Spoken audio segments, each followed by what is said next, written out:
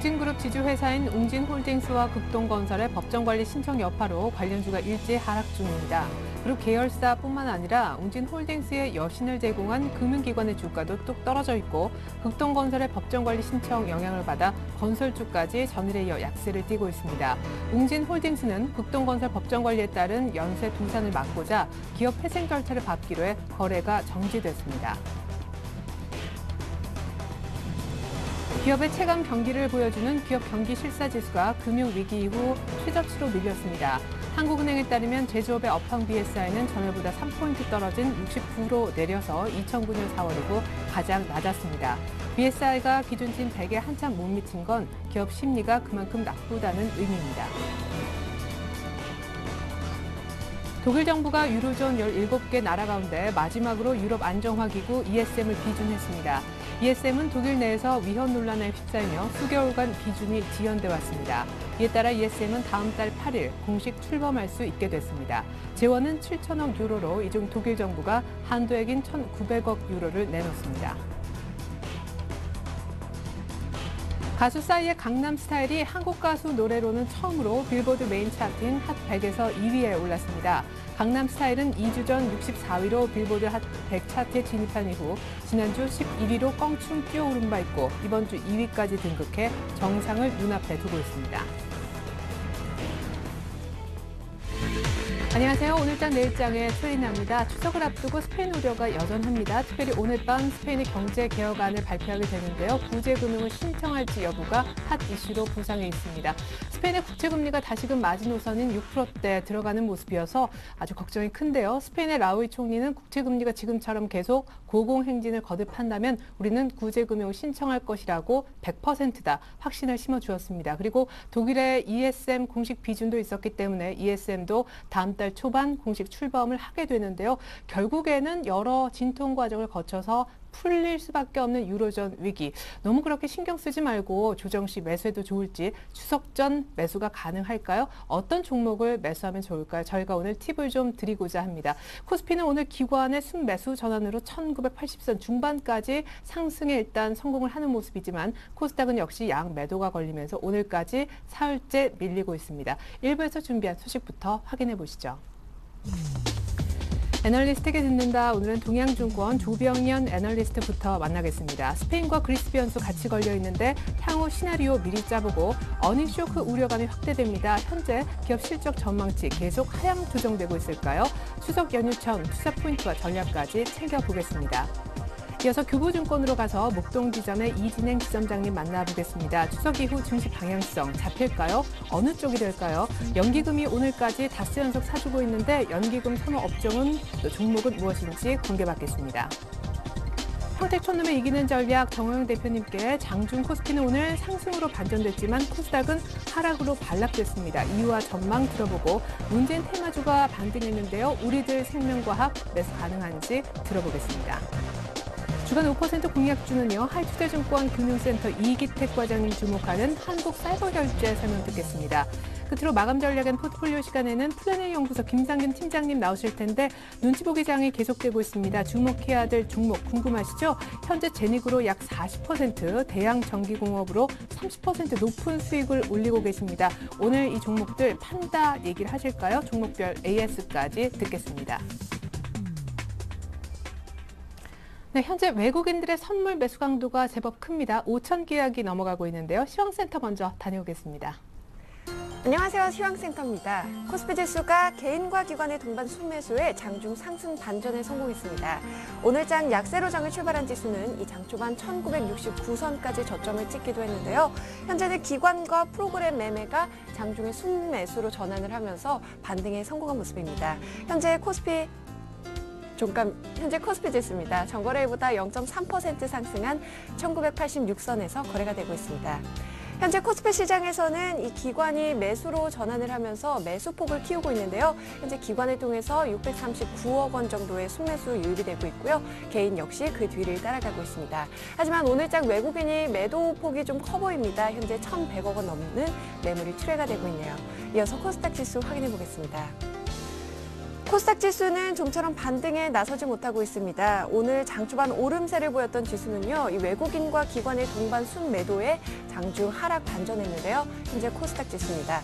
전거래일보다 0.54% 하락한 517.89포인트에서 거래가 진행 중입니다. 코스닥 시장의 수급 내용 확인해 보시면 현재 기관과 외국인 동반 매도하고 있는데요. 기관이 160억 원 정도, 그리고 외국인도 130억 원 가까운 매물이 출회가 되고 있습니다. 개인만이 시장을 지켜주고 있는 모습입니다. 이어서 환율 흐름 살펴보겠습니다. 오늘 환율은 추석 연휴를 앞두고 내고 물량이 출회되면서 하락세를 보이고 있는데요. 현재 환율입니다. 전거래일보다 2원 20전 하락한 1118원 선에서 거래가 되고 있습니다. 이어서 코스피 시가총액 상위 종목 살펴보겠습니다.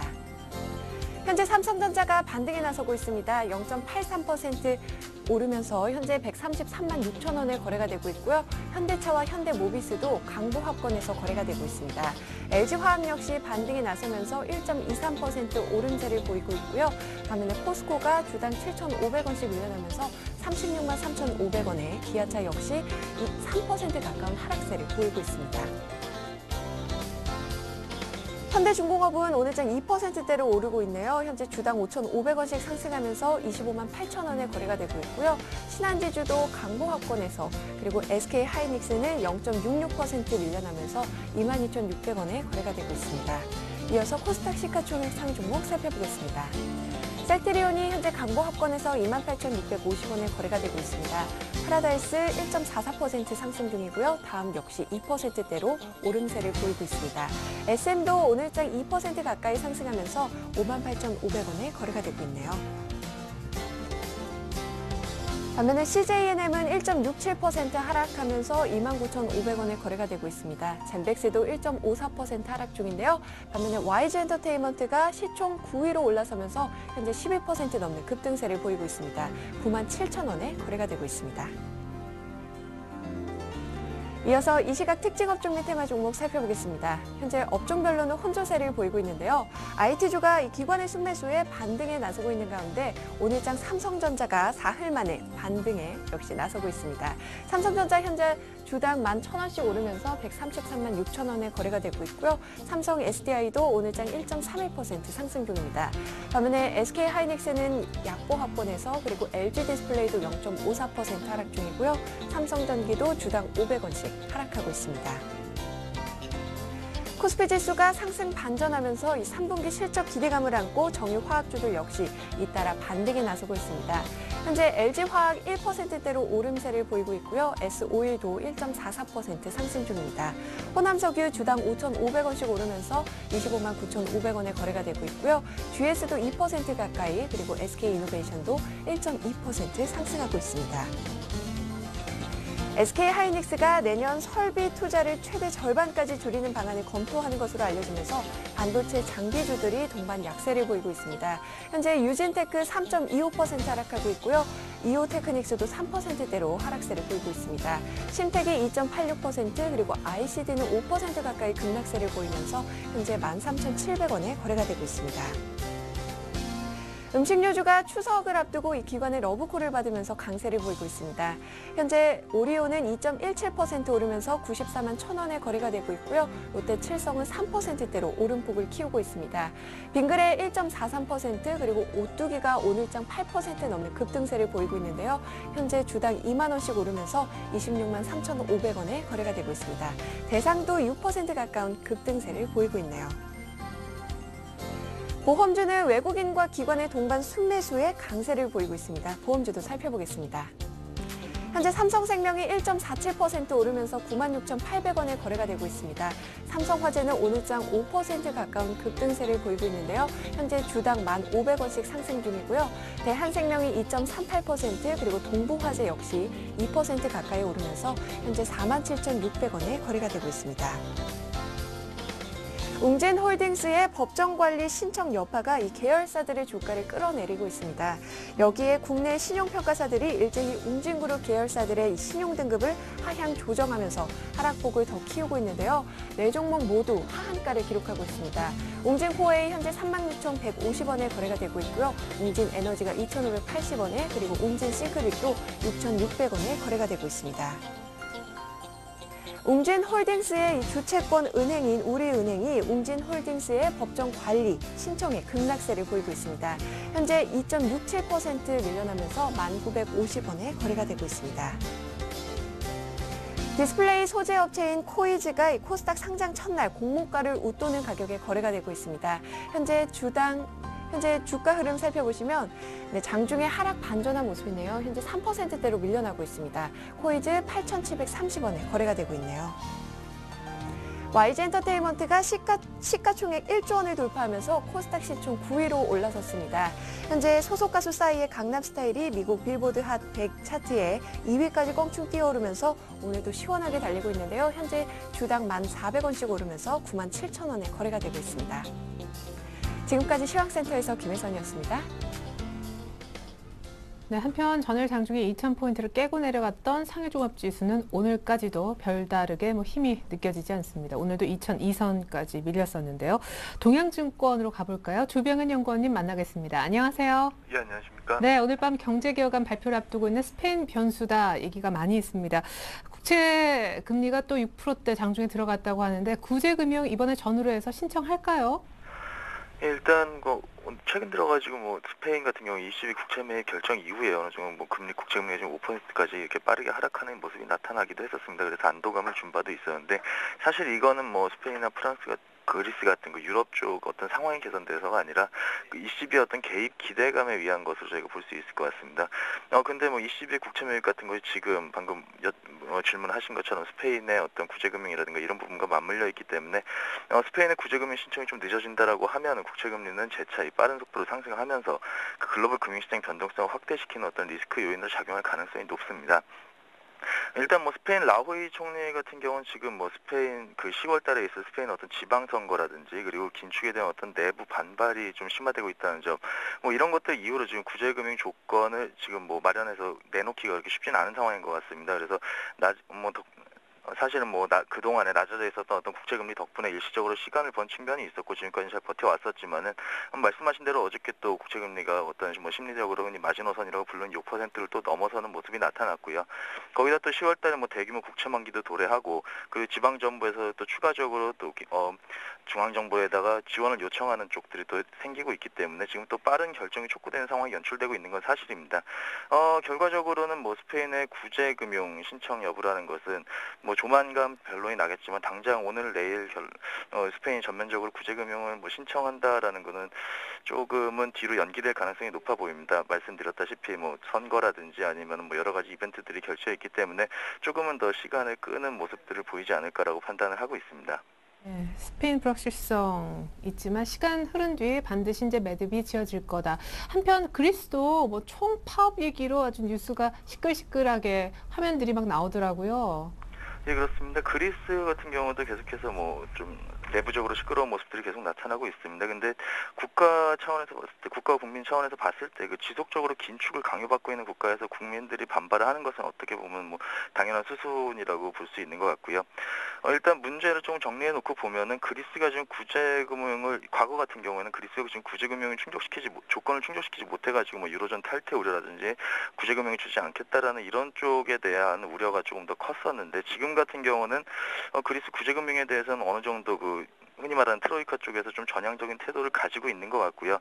다만 향후 좀 장기적인 로드맵에서 놓고 봤을 때 IMF나 EU 측이 좀 그리스 문제를 어떻게 처리하는지에 있어서 좀 의견 대립을 요새는 좀 벌이고 있는 상황인 것 같습니다. 그렇기 때문에 일단 시간을 두고 그 두 단체의 의견 조율을 좀 기다려볼 필요가 있을 것 같고요. 하지만 이미 그리스 구제에 대해서 트로이카 측에서도 이미 발을 상당 부분 들여놨고 그렇기 때문에 극단적인 상황 쪽으로 연출되지는 않을 거라고 저희가 생각을 하고 있습니다. 예, 좋습니다. 그리스도 극단적으로는 안 좋은 상황은 없을 거고 스페인도 시간이 좀 필요할 뿐 매듭이 좀 지어질 거다. 이제 추석 지나고 나면은 10월 초 3분기 실적에 대한 어떤 프리뷰들이 쏟아질 것 같습니다. 우리 기업들의 실적, 눈높이가 계속 좀 떨어지고 있나요? 아니면 좀 떨어지는 게 좀 주춤합니까? 그래도? 예, 좀 길게 봤을 때 사실 그 2분기 이후에 국내 기업들에 대한 어떤 실적 전망치가 계속해서 하향 조정이 되어 왔었습니다. 아무래도 우리나라 국가 경제에서 그 대외 부문의 비중이 상당히 크게 차지를 하고 있는 만큼 그 유럽이라든가 중국 경기가 그렇게 악화되고 있는 상황에서 국내 기업들의 실적이란 부분이 뭐 분명히 좋은 영향을 받을 리는 당연히 없었을 거로 저희가 판단을 하고 있고요. 그런데 지금 뭐 2분기 가까이 그 실적 전망치가 계속해서 하향 조정되는 모습을 보여왔지만은 최근 들어서는 이익 전망치 하향 조정이 어느 정도는 좀 진정되는 그런 모습들이 나타나고 있습니다.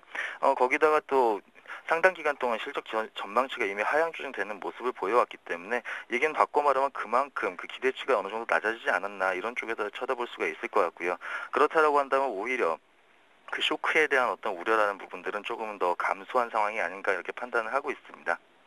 예, 그러면은 실적이 조금 상향 조정되는 쪽 혹은 하향 조정 폭이 좀 덜한 쪽은 그나마 어느 쪽이라고 볼 수 있나요? 업종으로 따졌을 때요. 예, 일단 그 3분기 쪽의 그 실적만 놓고 봤을 때, 네. 뭐 업종 쪽에서 좀 그나마 상승, 그 하락폭이 좀 제한적이라든가 좀 그나마 괜찮은 퍼포먼스를 보였던 업종들 보면은 정유 업종들이 최근 뭐 지난 분기에 대비해서 조금 더 그 이익 전망치에 상향 조정이 되는 모습들이 좀 나타났었고요. 그리고 항공이라든지 그리고 디스플레이 그리고 모바일 부품 관련주들 그리고 뭐 미디어 엔터 이런 쪽들에서 실적 전망치가 좀 상향 조정되는 모습들이 나타났었습니다. 예, 그렇군요. 자, 이제 뭐 연기금이 오늘도 잠깐 판화했었는데 오늘까지 5일 연속 사고 오늘은 또 프로그램 매수까지 들어오면서 코스피가 일단 사흘 만에 반등합니다. 1970 밑으로까지는 잘 안 빠지는 것 같은데 유럽 우려도 말씀하신 거 듣고 보니까 뭐 걱정은 좀 덜 되고요. 굳이 팔 필요까지는 없는 거죠? 예, 그렇습니다. 지금 뭐 연휴를 앞두고 있기 때문에 뭐 연휴를 지나는 동안에 그 미국이라든가 대외 어떤 이벤트들에 대한 불확실성을 뭐 감내를 굳이 해야 되느냐 이런 네. 질문들을 상당히 많이 들어오곤 있는데 굳이 추석 연휴를 두고 그 주식을 처분하라는 말씀은 아직은 드리고 있지는 않습니다. 앞에서 뭐 유럽 지역에 대해서 얘기를 했지만은 뭐 물론 그 유럽 지역에 대한 어떤 불확실성 같은 것들이 지금 자유로운 상태는 아닌 것 같습니다. 그렇기 때문에 뭐 휴일이 리스크 요인으로 작용할 가능성도 배제는 할 수 없고요. 그리고 10월 초 뭐 단기적으로 유럽 지역에 대한 불확실성이 시장의 변동성을 키울 가능성도 분명히 가지고는 있습니다. 다만 그 앞서 말씀드린 것처럼 유로존 우려라는 것이 지금 본질적으로 심각한 수준으로 확대될 가능성은 좀 제한적이다라고 아직까지는 판단을 하고 있고요. 거기다 10월 이후에 지금 뭐 9월에도 나왔지만은 뭐 소비 심리 지표들이라든지 아니면 주택가격 지표 같은 것들이 계속해서 상향 조정되는 그 상향 추세를 보이고 있습니다. 그 얘기는 결국 10월 이후로 가게 되면은 이제 또 미국의 소비 시즌이 도래하게 되는데 이쪽과 관련해서 긍정적인 전망을 또 할 수 있게 만드는 요소들이고요. 결국에는 연말에 대한 어떤 미국 경기 모멘텀에 대한 기대감을 가질 수 있게 만드는 어떤 경기 모멘텀에 대한 어떤 기대감들을 가질 수 있게 만들고 있기 때문에 지금 굳이 뭐 중장기적인 관점에서 비중 축소에 나설 필요는 없어 보이고 있습니다. 방금 말씀드린 관점에서 또 뭐 관심을 가져볼 만한 업종을 생각해 보게 되면은 아무래도 남은 4분기에 어떤 모멘텀을 제공해 줄 수 있는 소재가 미국의 소비 경기라는 쪽을 저희가 말씀을 드리고 있고요. 그런 쪽에서 수혜를 받을 수 있을 것으로 기대되는 업종들은 아무래도 IT라든지 좀 세부적으로는 디스플레이나 모바일 부품 앞서 그 실적 측면에서 상당히 뭐 긍정적인 퍼포먼스를 보였다는 말씀을 드렸는데 그런 쪽에서 한번 관심을 가져볼 필요가 있어 보입니다. 네, 미국 소비주 컨셉을 잡았을 때 그리고 실적을 감안했을 때도 교집합은 디스플레이, 모바일, IT 쪽이나 혹은 그 부품주 쪽이다라는 것으로 압축을 해보겠습니다. 그 밖에 정유, 항공, 미디어 엔터도 실적은 3분기 좋다는 얘기 있었어요. 동양증권 조병헌 연구원님 도움 말씀 들어봤습니다. 전략 감사합니다. 예, 감사합니다.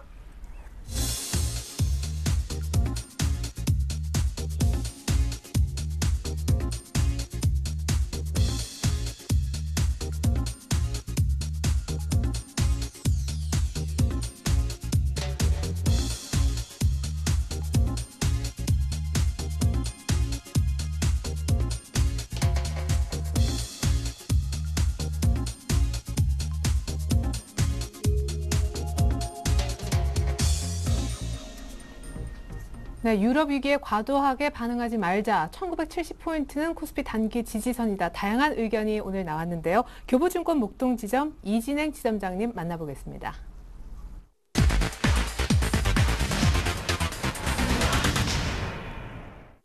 네, 지점장님 안녕하세요. 네, 안녕하세요. 네, 2000포인트 이후에 참으로 답답했었습니다. 뭐 재료도 없었고 유럽 위기까지 지금 얘기가 다시 나오는데 추석 지나고 나면 방향이 좀 잡힌다고 보시나 봐요. 네, 뭐 추석 이후에는 조금 지금보다 좀 나은 흐름으로 가지 않을까 좀 예상을 해보고요. 다행히 오늘 뭐 금일 코스피 지수가 소폭 이렇게 좀 반등하고 있긴 하지만 전체적인 시장 흐름이나 분위기 또 그 해외 뭐 증시 이런 분위기들이 아주 썩 좋은 흐름인 것 같지는 않습니다. 최근 우리 시장도 이제 2,000포인트까지 급반등한 이후에 이에 따른 어떤 단기적인 좀 부담 이런 따른 그 매물이 좀 나오고 있고 유로존 불확실성이 다시금 또 고조가 되고 있거든요. 따라서 이런 불안정한 흐름이 지금 상당 부분 좀 지속이 되고 있는데 단기적으로는 일단 추가적인 모멘텀이 좀 부재한 상황이라 이러한 숨고르기 좀 국면이 좀 전개되지 않을까 이렇게 예상을 하고 있고요. 거기다 이제 게다가 금주가 지나고 나면 중국과 우리나라가 이제 연휴를 앞두고 있거든요. 따라서 투자자들 역시도 좀 다소 관망 심리가 좀 부각되고 있는 것만큼 단기적으로는 좀 지지부진한 장세가 뭐 오늘 내일 정도 더 좀 연장될 가능성도 좀 있다라고 말씀을 드리겠고요. 일단 2,000포인트 선이 좀 붕괴되었기 때문에 그럼 뭐 지지선이 어디냐 이것에 대한 뭐 예측은 정확하게 한다는 것은 좀 의미가 없을 것 같고 아마도 지수의 어떤 흐름상 기술적으로 1980선 또 내지 70선 정도에서는 지지가 되지 않을까 이런 기대를 좀 해보고 있지만 그 고조되고 있는 유로존의 재정 위기 또 중국의 경기 둔화에 대한 우려 뭐 이런 것들을 좀 감안해 본다면 추가적인 조정 가능성도 좀 염두에 두어야 될 필요가 있겠다라고 시장 분위기는 흘러가고 있는 것 같습니다. 우선적으로 현재 조정 국면이 좀 이제 완화가 돼서 다시 한번 2,000포인트 이상으로 반등을 하려면은 일단 문제가 되고 있는 스페인의 구제금융 신청 여부가 빨리 종결이 돼야 될 것으로 보여지고요. 이런 불확실성이 제거가 되는 시점이 나타나야 될 것 같습니다. 아직까지는 스페인 정부의 확실한 태도가 약간은 애매모호한 것 같은데 그 시간적인 측면에서 좀 더 늦춰질 수도 있는 만큼 당분간 유로존의 위기감은 국내외 증시에 있어서는 좀 반등의 걸림돌로 작용할 수도 있다라고 전망을 해볼 수가 있겠고요. 최근까지 상대적으로 좀 강세 흐름을 유지했던 이제 뭐 코스닥 시장, 특히 뭐 일부 대선 관련 테마주들이 뭐 극성을 좀 부렸는데 잇따라 이제 금주 들어서 막 급락세로 전환을 하면서 이 여파가 어떤 중소형주 전반적인 일부 뭐 펀더멘탈이 양호한 중소형 종목들까지도 최근 들어서는 이제 차익 실현성 매물 출회로 인해서 큰 폭의 좀 하락세를 나타내고 변동성이 커지고 있는 상황입니다. 따라서 현 시점은 단기적인 관점에서는 앞서 언급해드린 바와 같이 Q3에 대한 어떤 실망감이나 스페인 관련 우려들이 다소 좀 그런 안 좋은 뉴스들이 좀 우위를 보이면서 변동성을 좀 확대시킬 가능성이 좀 높다. 하지만 뭐 추석 연휴가 지나고 다시 시간이 좀 흘러간다면 향후의 변동성 확대 요인들이 이제 반영이 되거나 해소가 된 후에는 경기 모멘텀에 대한 어떤 이런 관심이 좀 강화될 것이기 때문에 연말까지 흐름을 놓고 본다면 미국의 소비 경기 회복이라는 어떤 이런 이유들 또 이런 것들이 지수 상승에 하나의 또 동력으로 작용할 것으로 생각이 들고요. 따라서 국내 증시의 변동성이 확대되고 이러한 현상이 높아질 수 있는 만큼 당분간은 일단 많이 오른 종목들은 좀 차익 실현 또 현금을 가지고 계시면은 상대적으로 조정의 폭이 클 때 좀 저가 매수에 나서는 전략이 그런 트레이딩 전략이 좀 유효하다. 따라서 금주 오늘 내일 좀 다소 관망을 유지하면서요. 그 숨고르기 국면에서 지수의 낙폭이 확대되거나 또 종목별로 뭐 실적 모멘텀을 보유한 종목이나 이런 종목들이 급락하거나 할 때는 그런 차별화된 장세에서 이들 종목이나 업종에 대해서는 저가 매수하는 전략은 바람직하다라고 전망이 되고요. 수급적인 측면에서 이렇게 좀 특징적인 부분이 좀 포착이 되고 있는데 2천 서해복을 주도했던 외국인들은 계속적으로 그 뭐 이렇게 크게 나쁜 흐름이 나타나고 있지는 않습니다. 여기에 최근 들어서 연기금의 매수세가 상당히 좀 그 긍정적인 이런 좀 역할을 좀 기대를 하게 되는데 뭐 8월 말 이후에 이제 금년 들어서 그 가장 큰 비중을 차지하고 있는 국민연금이 국내 시장에서 순매수로 돌아섰습니다. 그동안 상당히 소극적인 어떤 매매 패턴 흐름을 보였었는데 이제 2,000포인트 선 부근에 지수가 도달한 이후에도 아주 적극적으로 주가 그 매수 기조가 변하고 있지 않거든요. 따라서 앞으로는 외국인 선호 종목 못지않게 연기금이 선호하는 업종이나 종목에 대해서도 관심을 좀 가져봐야 될 것이다. 그 최근에 좀 보니까 그 연기금 선호하는 업종이 전기전자나 온수장비, 또 금융업종 이런 좀 전반적으로 좀 중대형주 위주로 그 주식 비중을 확대하고 있는 것으로 이렇게 파악을 하고 있고요. 이제 다음 주 이번 주가 지나고 나면 다음 주에는 추석 연휴 이후에 벌써 10월 달이 됩니다. 다시 한번 이제 어닝 시즌으로 돌입하는 시기가 되겠는데 3분기 실적은 그렇게 썩 좋을 것 같지는 않고요. 이미 이익 모멘텀 둔화가 시장에서 상당 부분 많이 인지를 하고 있습니다. 주가에도 많이 반영이 됐다고 보고요. 따라서 9월 들어서 주요국의 경기 부양책 공조화를 이제 반영해서 이익 전망치 하향 조정폭이 상당히 좀 완만해졌기 때문에 점진적인 추가 상승을 좀 기대해 볼 수도 있지 않을까 생각을 하고, 앞서 말씀드린 대로 그러나 언제든지 시장의 변동성은 좀 확대될 수 있기 때문에 역시 뭐 지금 현 시점에서 어떤 불확실성을 감안해 본다면은 중장기적인 투자라기보다는 단기적으로 어떤 그 단기적인 관점에서 대응하는 것이 좀 유리해 보이고요. 대응 시에서는 역시 앞서 말씀드린 대로 외국인 또 국내 기관 중에서는 특히 연기금의 수급을 좀 참조하면서 업종을 선택해보자. 세부적으로는 뭐 IT나 운수장비, 소재 업종 내 화학, 또 뭐 산업재에서 기계나 조선 등 경기 민감주를 당분간 좀 계속 선호를 해보려고 하고요. 이 밖에는 이제 중국 소비 관련주들 또 뭐 단기적으로 좀 수혜가 좀 예상이 되죠. 그리고 이제 대형주 시세 약화시, 즉 지수가 어떤 박스권에 갇히면 역시 중소형주 중심으로는 지속적으로 연말까지 개별주에도 관심을 가지면서 적절하게 배분하는 전략이 바람직해 보입니다. 네, 사실 경기 민감주 가운데 좀 괜찮게 보셨던 건설주가 극동건설, 웅진그룹 여파로 해서 오늘까지 많이 다시 내리게 됐는데 건설주 여전히 매수 관점으로 보시는지 포트 공개 종목까지 좀 부탁을 드릴게요. 네, 뭐 역시 말씀하신 대로 웅진그룹의 그 국동건설이 법정관리 영향 등으로 해서 건설주 전반에 걸쳐서 조금 심리적으로 좋지는 않은데, 뭐 기술적으로 그렇습니다. 주가는 대형 건설주 중심으로는 뭐 어느 정도 조정이 좀 마무리되지 않았을까 해봅니다만, 어떤 큰 악재 뉴스에 뭐 맞서지 말라 이런 증시 격언도 있는데 단기적으로는 아쉽지만 건설업종을 좀 제외를 하고 그렇게 가겠고요.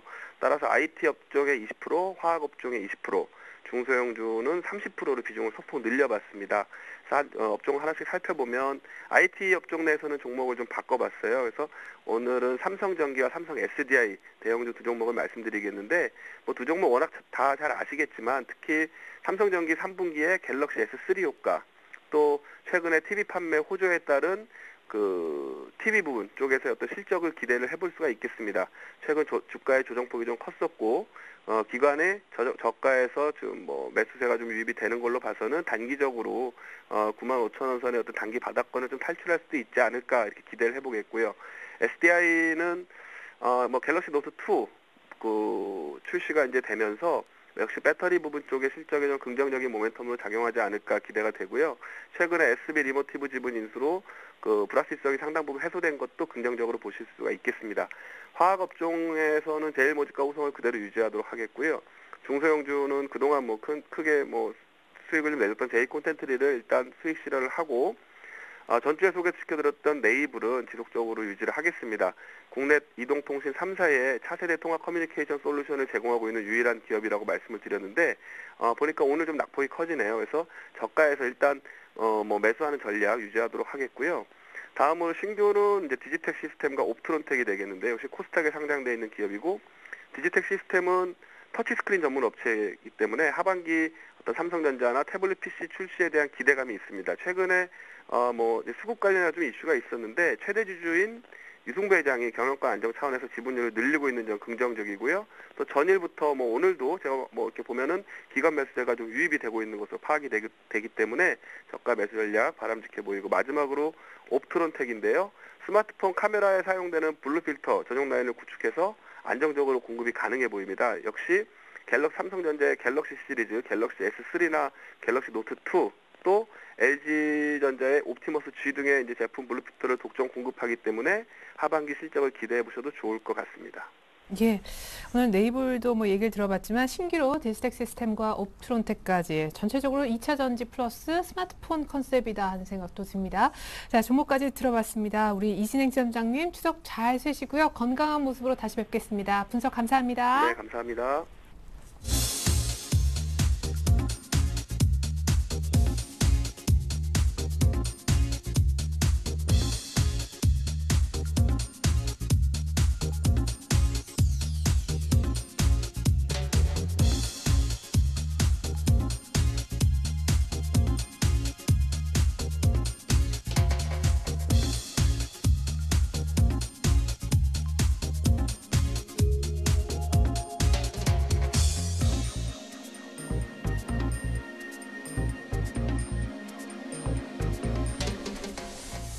네, 계속해서 평택촌놈을 이기는 전략 시간 갖겠습니다. 평택촌놈 정호영 대표님 만나볼게요.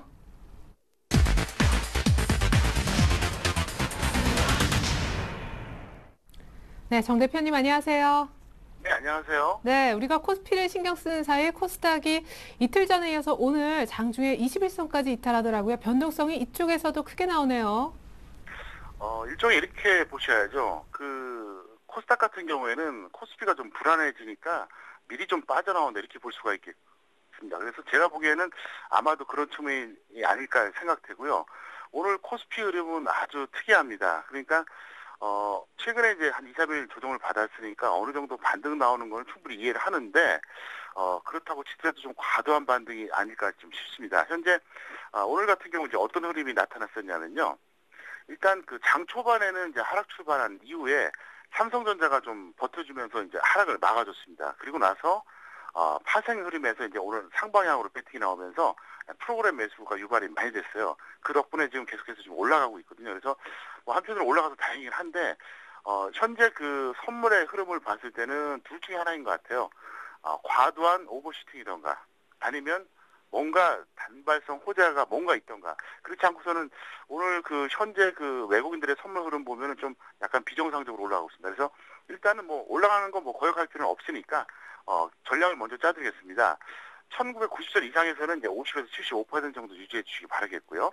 1975선 이상에서는 25에서 50 정도. 그러니까 지금 지수가 딱 그 정도 수준이 될 겁니다. 그리고 만약에 1975가 깨지면 그때는 좀 비중을 많이 줄여주시면 될 것 같습니다. 자, 그리고 이제 그 오늘 지수 흐름 특이 현상인데요. 어쨌든 코스피는 삼성전자하고 파생 영향으로 현재 반전된 거예요.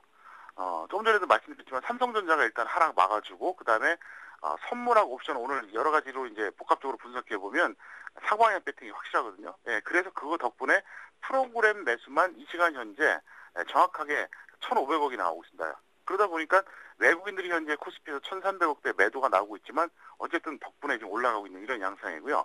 코스닥은 오늘도 마찬가지입니다. 오늘도 좀 약간 좀 리스키한 이런 흐름인데요. 최근에도 며칠 전에 제가 그런 말씀도 드렸었는데 연속해서 음봉이나 양봉이 계속 터진다고 하는 것은 이게 좀 불안한 거예요, 사실은. 상식적으로 말이 안 되잖아요. 37분 연속 음봉 나오고 23분 연속 양봉 나온다는 건 이건 누가 봐도 인위적으로 만들어낸다 이렇게 볼 수 있겠고요.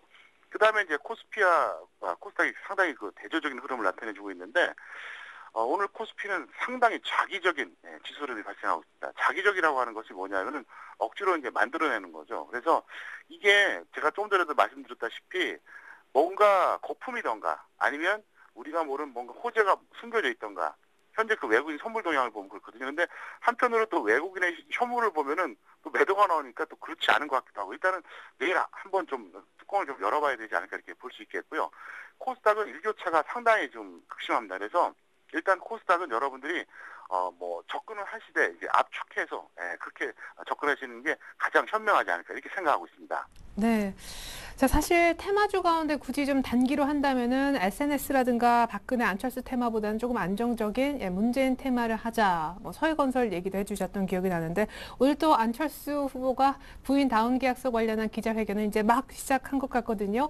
오늘 문재인 테마 가운데 공략해볼 만한 종가 종목이 있으면 이거 미리 좀 들을 수 있을까요? 네. 종가 공략주는요. 우리들 생명과학 대략 한 2,050원에서 2,150원 사이에 분할 매수해 주시기 바라겠고요. 일단 그 평균가 대비 손절 마이너스 10%, 수익 플러스 20% 정도에 지금 무리가 없을 것 같아요. 왜 그렇게 말씀드리냐면 이유가 있어요. 이렇게 보고 있습니다. 저는 이제 세 명의 후보에 대해서 안철수 후보는 주식으로 말하면 고점을 찍고 한참 늘렸다가 이제 약간 반등 나오려고 하면서 좀 머뭇거리는 이런 단계고요. 그 다음에 그 박근혜 관련주 같은 경우 최근에 꾸준히 좋았다가 이제 추세가 좀 꺾였다고 보고 있습니다. 그 다음에 문재인 관련주 같은 경우에는 조정받은 이후로 다시 한번 재반등하는 이런 시점이기 때문에 현재 또 그 지지율이라든가 기타 등등 여러 가지 복합적으로 판단해 봐도 무리가 없는 것 같아요. 그래서 일단 정치인 테마주 하실 경우에는 이제 문재인 쪽으로 해주시는 게 좋겠고요.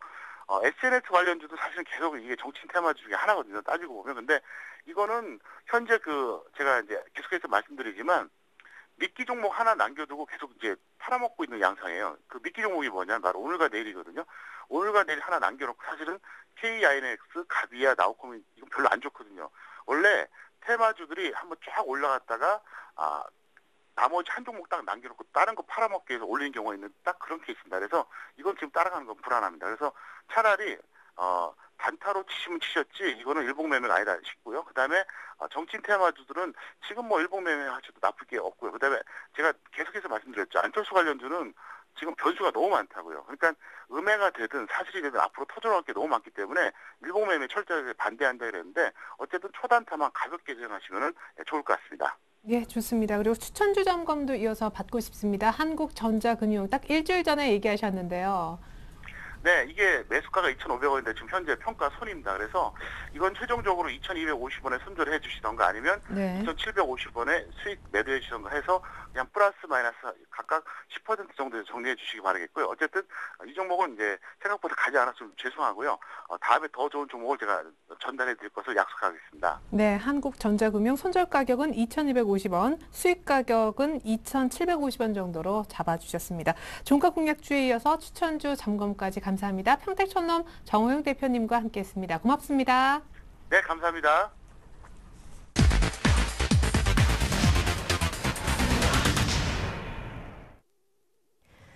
네, 일주일 동안 5% 수익이 기대되는 종목을 찾아드리는 주간 5% 공략주 시간입니다. 오늘은 새롭게 소개해드리는 분과 함께하는데요. 하이투자증권 금융센터 이기택 과장님과 함께합니다. 안녕하세요. 예, 안녕하십니까. 이기택입니다. 네, 오늘부터 센TV 시청자분들의 일주일 5% 수익을 책임지게 되셨는데요. 그 주인공에 대해 첫 번째 종목 어떤 종목인가요? 예, 먼저 말씀드릴 종목은 한국사이버결제라는 종목입니다. 네. 예, 현재 지금 미국 시장도 그렇고 유럽 시장도 그렇고 일단 유동성이 문제가 해소 국면에 있는데 그렇게 된다 그러면 가장 먼저 고용지표가 살아날 것이고 그렇게 고용지표가 살아나면 소비 여력이 높아질 가능성이 높습니다.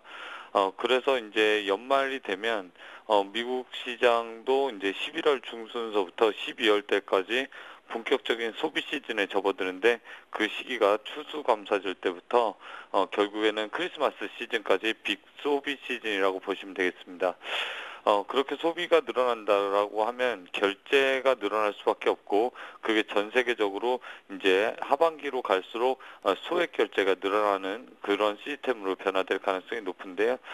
그렇게 된다라고 하면 가장 안정적인 성장을 각오할 수 있는 게 전자결제 시장에서 다날이라든가 이니지스 그리고 한국사이버결제 이렇게 세 종목을 볼 수가 있겠는데요. 주력시 되는 것이 이제 전자결제의 판도가 좀 변화가 되고 있습니다. 무엇보다 이제 모바일 결제 시장이 커지는데요. 스마트폰을 이용해서 이제 결제를 할 수 있는 소액 결제 시장이 늘어난다. 그렇게 투자 포인트를 잡으면 되겠습니다. 물론 성장성도 있습니다. 작년 대비해서 영업이익률은 매출액은 35%, 영업이익은 48% 정도 성장하기 때문에 향후에 성장성도 각오한 종목이다라고 보여집니다. 최근에 12,000원대까지 투심이 회복되면서 기관 매수가 동반되면서 돌파했다가 시장 조정과 동시에 조정이 좀 나왔는데요. 지금 현재 구간이라 그러면 눌림목 매매 가능하겠고요. 차트를 통해서 좀 보시더라도 차트상에서 눌림목에서 이제 반등을 좀 보여주는 첫째 날이다 그렇게 보시면 되겠습니다. 인터넷 쇼핑객들이 인플레이션 그러니까 물가가 상승하면 점차적으로 늘어날 수밖에 없는데요. 이러한 상승 추세는 앞으로 15,000원대까지 N자형 상승 패턴을 그릴 것 같고요. 여기서 15,000원대까지는 일단 기관과 외국인들이 이 상승 패턴 속에서 N자형으로 올라간다라고 하면 내년 초 중반까지는 15,000원 투자 의견 제시해 드리겠습니다. 이기택 과장님의 첫 번째 종목 한국사이버결제 일주일 동안의 놀라운 수익률 기대해 보겠습니다. 말씀 잘 들었습니다. 고맙습니다. 네, 감사합니다. 네, 지금까지 주간 5% 공략주 김보람이었습니다.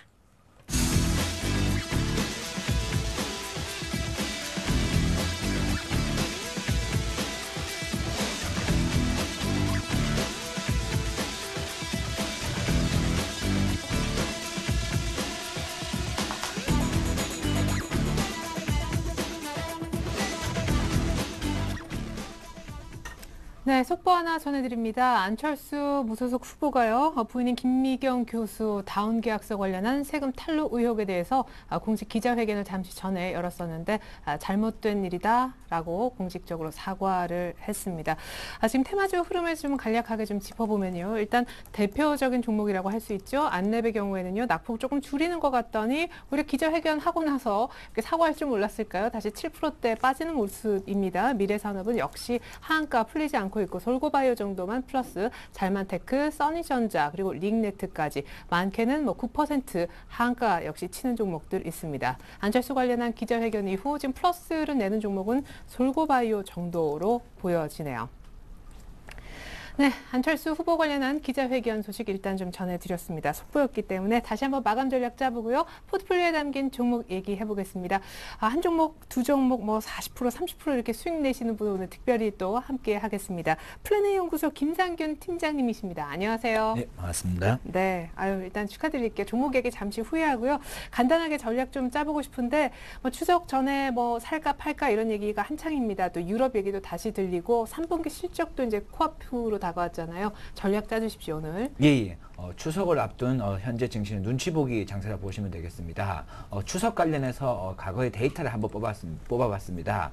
최근 8년 동안 추석 전후로 해서 주가가 강세를 보였는지 약세를 보였는지를 살펴봤는데 최근 8년 동안 4번은 추석 전후로 해서 주가가 올랐고 4번은 하락했습니다. 그만큼 주가 자체는 추석에 비해서 큰 영향을 받지 않는다. 명절에 비해서 영향을 받지 않기 때문에 오히려 주가의 경기 지표라든지 흐름이라든지 세계의 경기 영향에 대해서 오히려 살펴봐야 된다고 볼 수 있겠습니다. 특히 QE3가 발동하고 나서 오히려 대형주들은 계속 지속적인 보합권 장세를 보이고 있으면서 스몰캡 장세들이 지속적으로 하다가 최근 3일 정도 코스닥이 잠시 하락을 했습니다. 이렇게 하락을 한 여러 가지 이유가 있겠지만은 대표적으로 투신의 매도, 즉 펀드 환매의 영향과 외국인들의 소극적인 자세 때문에 전체적으로 증시 자체가 약한 보합세 장세의 흐름을 보이고 있다고 볼 수 있겠습니다. 앞으로는 지속적으로 수급, 특히 외국인들의 수급에 대해서 모니터링을 할 필요성이 있습니다. 외국인들의 수급이 지속될 경우에는 현재 코스닥 장세에서 코스피 장세로 갈 수 있기 때문에 꾸준히 외국인들의 수급에 대해서 관심을 가질 필요성이 있습니다.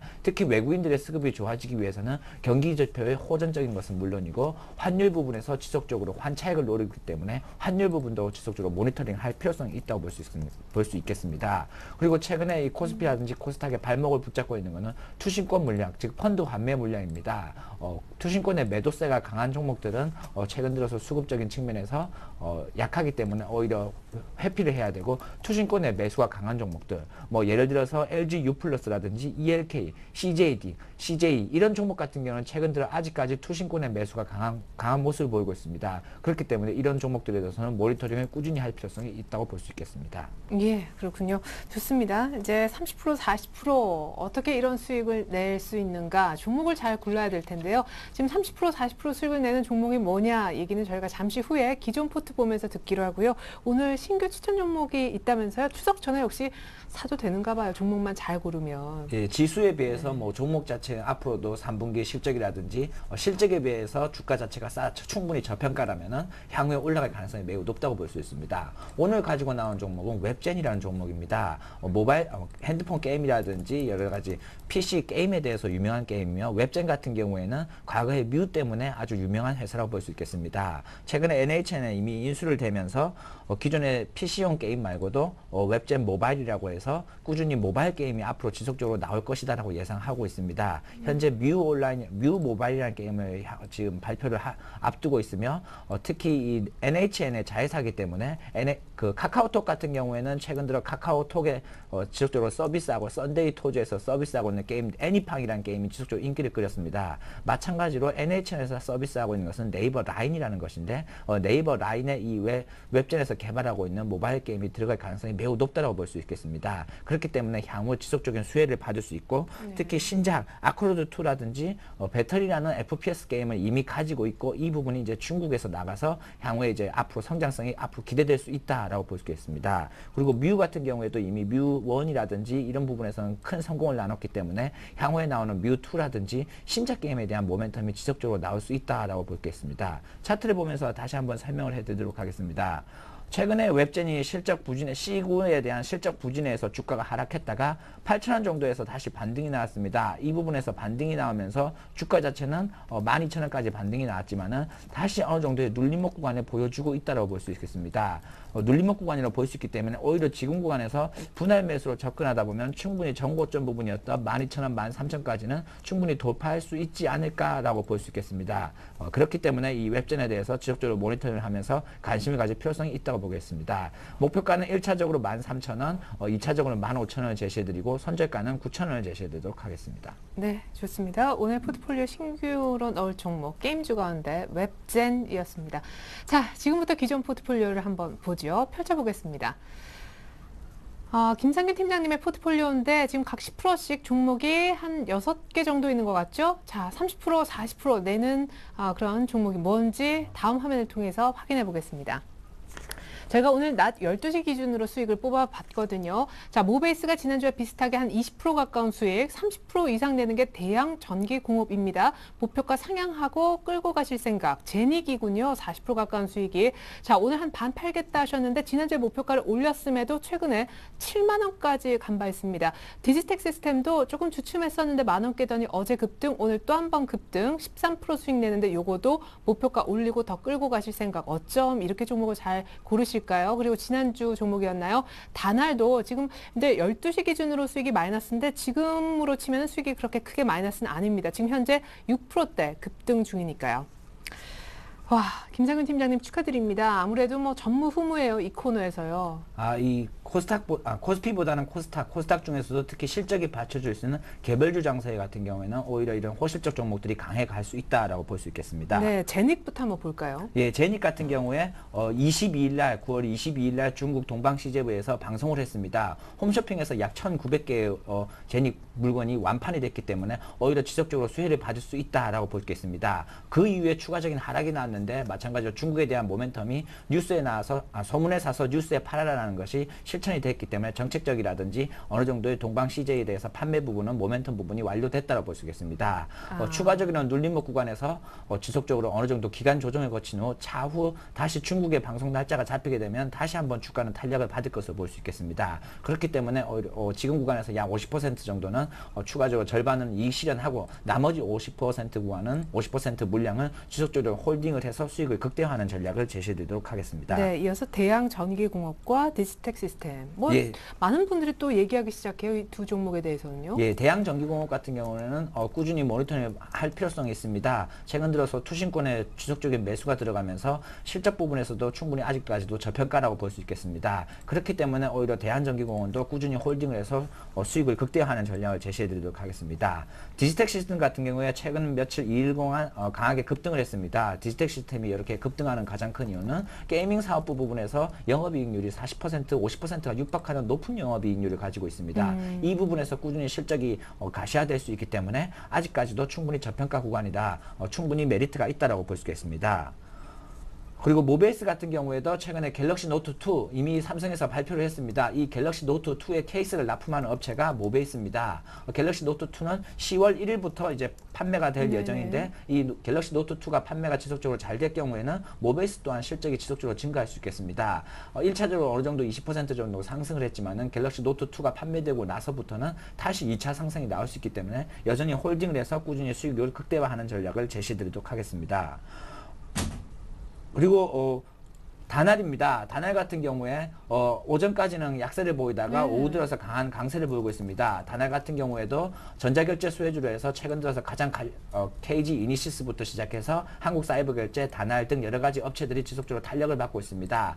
충분히 저평가 구간이면서 10,000원 이상까지도 충분히 올라갈 수 있다고 보기 때문에 홀딩을 하는 전략을 제시해드리도록 하겠습니다. 네, 좋습니다. 많게는 40% 가까운 수익까지. 예, 추가 말씀 드렸는데 굉장히 덤덤하세요.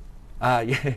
수익률은 뭐 50%보다는 세 자릿수 100% 이상을 노리고 투자를 하기 때문에 장기적으로 좀 더 짧게 투자하지 마시고 최소한 3개월에서 길게는 1, 2년 정도 이상을 보시고 투자하면 100%, 200%의 수익률을 노릴 수도 있습니다. 네, 100% 나면 웃으실 거죠?